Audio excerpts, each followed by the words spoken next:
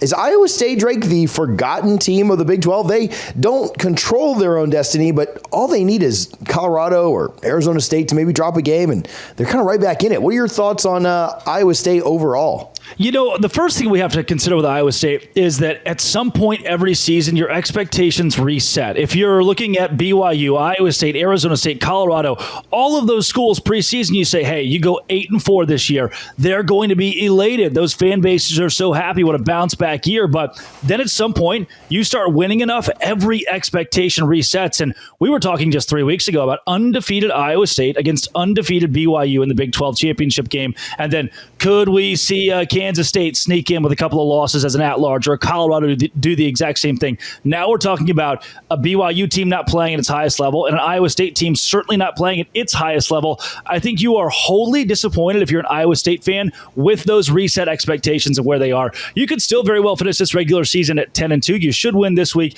and you very likely win against Kansas State at home. They're not playing their best football. But that 10-2, if you don't go to the Big 12 championship, you're thinking, wow, 4 weeks ago, we were ready to go to the college football playoff, and now we're going to the Texas Bowl, and that would be disastrous for a fan base that was so ready for glory.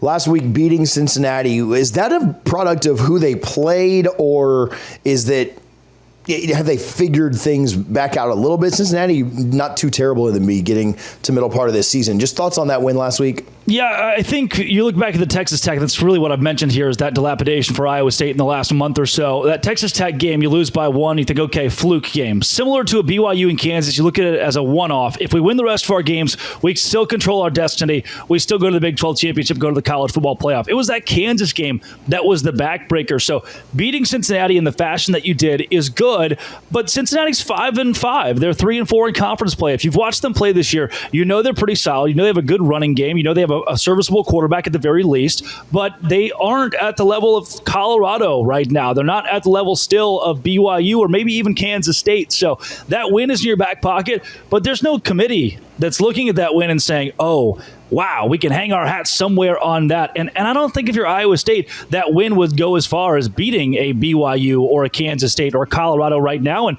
the Utah win, if they get it, won't either. You need momentum through these big moments and big games, and Cincinnati wasn't one of those. Do I think it's positive for Iowa State? Obviously, they doubled them up, but it's Cincinnati, and that doesn't give you a ton of luster, I should say.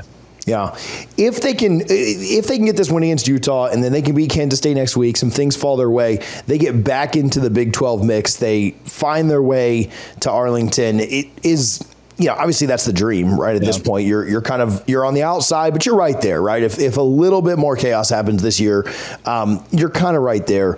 Iowa State, again, it's not going to be. If they make it to Arlington, it'll be fine, but. Just thoughts on Matt Campbell there. And I know he's not there's no hot seat talk or anything like that. But just thoughts on, where he is with that program, big picture. Yeah, I think you're going to start saying, hey, Matt Campbell is a statue coach. He's the guy that brought Iowa State from a bottom dweller. They were right there with Kansas. They were right there with Colorado in the grand scheme of college football teams that just couldn't seem to win a game. Matt Campbell comes into Ames, Iowa, and brings a winning culture. You start to ask the question, though, could he ever get this school over the hump? And it reminds me vaguely, so very vaguely, of what you saw with Georgia and Mark Richt. Okay, this is a guy who brought the Dogs to prominence, but he can't win the big game. He can't get us where we want. And maybe it's that next coach. It's your Kirby Smart that comes in and takes that winning culture and turns into championship culture. Iowa State doesn't have a championship culture. Now, they never have, and certainly this is as close as they've been under Campbell, but at what point do you hit the break and say, all right, we keep going 8-4 or 9-3 or 6-6? When do we get to win 10 games? If they go to the Big 12 championship, that obviously changes. And TJ, to shoot you straight, these next two games, I think they do win both of them. The only problem is your destiny's not in your own hands. You're counting on other teams to do something in your favor. Yeah.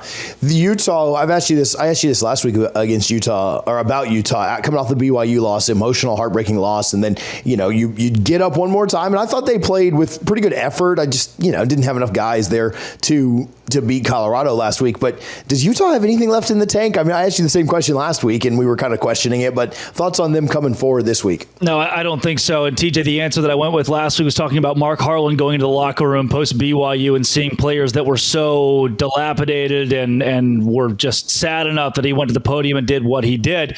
Then last week, the way in which they were blown out by Colorado, you saw some fight. And the second you saw fight, you saw the lack of quarterback play come back to bite them. And you're looking at, hey, can we make it a one-score game? Could Utah find a way? Can Isaac Wilson lead them back? And he throws a perfect pass into the chest of a Colorado defender. And you think, oh, well, there goes any shot of Utah winning this. And just how porous they looked in that fourth quarter shows me that Utah's done. They've packed it in. They don't have a quarterback that can play at the Division I level. Isaac Wilson is not ready. They're not ready to use their backup, the Italian Stallion. And for that, I just don't think Utah comes within 10 this week against Iowa State. And that's a tough thing to say for a legendary head coach there, a statue guy in Kyle Whittingham. Yeah. We may preview this next week. We'll see with the holiday and everything else like that.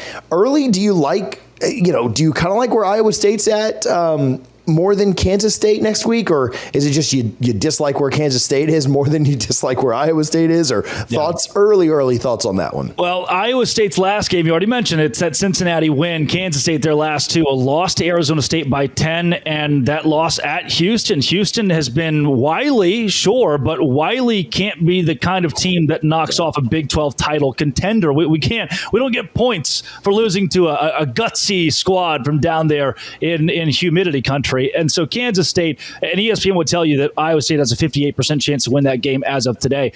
That's what's probably going to happen. After that Cincinnati win, you have more momentum than a Kansas State team coming off of two losses. We could see the Wildcats in a spot here against Iowa State where you look around and you're saying, oh, shoot, they lost a home game to Cincinnati. They're going to lose at Iowa State. Could they finish 7-5? That's a real possibility because Cincinnati, they're wily too, and you lost to Houston. So until you start winning again, I can't trust Kansas State. Again, I think Iowa State finishes 10-2 in the regular season.